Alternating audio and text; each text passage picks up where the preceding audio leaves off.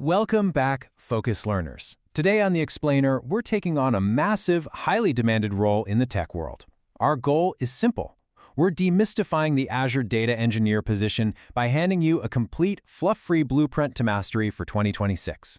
If you want to know exactly what skills to learn, in what precise order, and what employers are literally paying top dollar for right now, well, you're in exactly the right place. Let's get started. Okay, let's dive into this. On our agenda today, 1. The data engineer's impact. 2. Core technical and cloud foundations. 3. Essential Azure data services. 4. Skills employers actually want. 5. The 2026 certification path. And finally, 6. Your step-by-step roadmap. Section 1. The data engineer's impact. Building the systems that run modern businesses.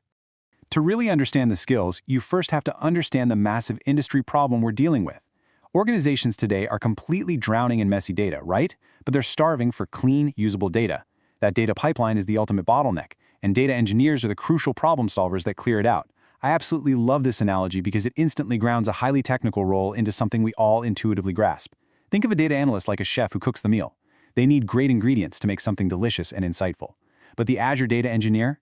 You're the builder who constructed the kitchen, stocked the pantry, and made absolutely sure those ingredients arrive fresh and clean every single day. Without the engineer, literally nothing downstream works. Section 2. Core Technical and Cloud Foundations, the raw materials. It's time to speak directly to you and unpack the raw materials you absolutely need in your toolkit before you can build that kitchen. You might feel a bit of tension here, and honestly, that's intentional. This is a dense foundation of concepts you must grasp before touching any of the shiny, specific Microsoft tools.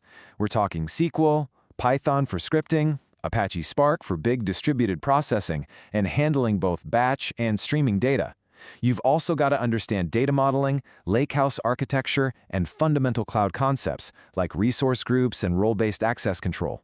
This right here, this is the bedrock of your career. But look, if you take away just one thing from that dense foundational list, let it be this. SQL is non-negotiable, period. I really cannot emphasize this enough. Shaky SQL is the absolute #1 reason candidates fail their technical interviews. You must be deeply comfortable with complex joins, window functions, and query optimization. Master this early, for sure. Next up, we have to look at how data is actually handled in the real world. Here's a critical processing concept you need to know: ETL versus ELT. ETL stands for Extract, Transform, Load, where you carefully clean data before loading it into your warehouse. But ELT, Extract, Load, Transform, loads the raw data first. Modern cloud platforms heavily favor ELT because cloud storage is incredibly cheap and their processing engines are just insanely fast. Understanding exactly when to use which method, that's a major separator of top-tier engineering talent. Section 3. Essential Azure data services, the heavy machinery. Now, what's really interesting here is how we can methodically map out this heavy machinery so you don't get lost in the jargon. Let's make the Microsoft product catalog make perfect sense. Azure Data Factory is your orchestrator. Think of it like the scheduled conveyor belt moving your data around. Azure Databricks handles your massive big data processing using Spark. Azure Synapse Analytics, that's for your analytics and warehousing. Then you have Data Lake Storage Gen 2, which is the scalable layer where your raw data actually lives, very often in optimized file formats like Parquet or Delta Lake. Microsoft Fabric is the new unified platform. And finally, Power BI is your reporting layer where the business actually consumes all that data. And speaking of Fabric, here is the urgent 2026 shift you need to be aware of. Microsoft Fabric is aggressively consolidating pipelines, Spark processing, and warehousing into one unified software-as-a-service platform. It is the strategic direction going forward, but, and let me reassure you here, please do not throw away the classic stack. Data Factory, Synapse, and Databricks are still heavily relied upon in thousands of live, massive enterprise environments today. You need to understand both the classic stack and the Fabric future. Section 4. Skills employers actually want, the demand in India and beyond. Let's shift our focus to the job market and explain exactly why specialized cloud data skills command such a serious premium right now. After absorbing that dense list of tools, let's release some tension by looking at the financial payoff. In booming tech hubs like India, you can see a very clear path. A fresher starts around 4.5 to 8 lakhs per annum. A mid-level engineer jumps significantly to 12 to 20 LPA. And seniors? They're commanding 18 to 35 LPA and sometimes even higher. Specialized data skills literally equals specialized premium pay. So the crucial point is, how do you actually secure those top-tier roles? What are the true hiring differentiators? You need strong SQL, Azure Databricks with Spark, Microsoft Fabric, and deep data warehousing knowledge. But notice the absolute most crucial differentiator of them all, real-world projects. A demonstrable, hands-on portfolio of data pipelines you actually built from scratch beats passive course completion every single time. No contest. But we also can't ignore the human element on the job. Here are your crucial soft skills: communication, problem-solving, collaboration, business understanding, and continuous learning. Here's a bit of a surprising fact for you.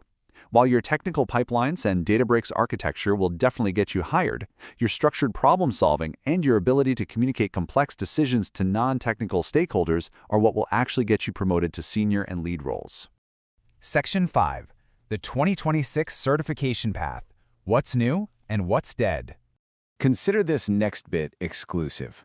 Cutting-edge insider knowledge that will save you hours or even weeks of studying outdated material. The old DP203 Azure Data Engineer Associate exam is officially retired. It is dead. Do not waste your time studying for it.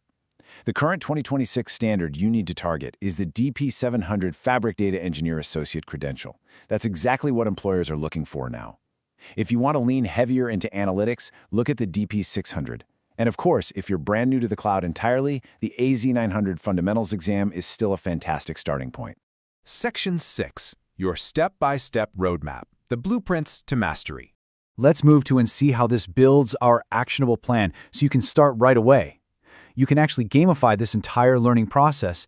Treat these stages as career levels you progressively unlock.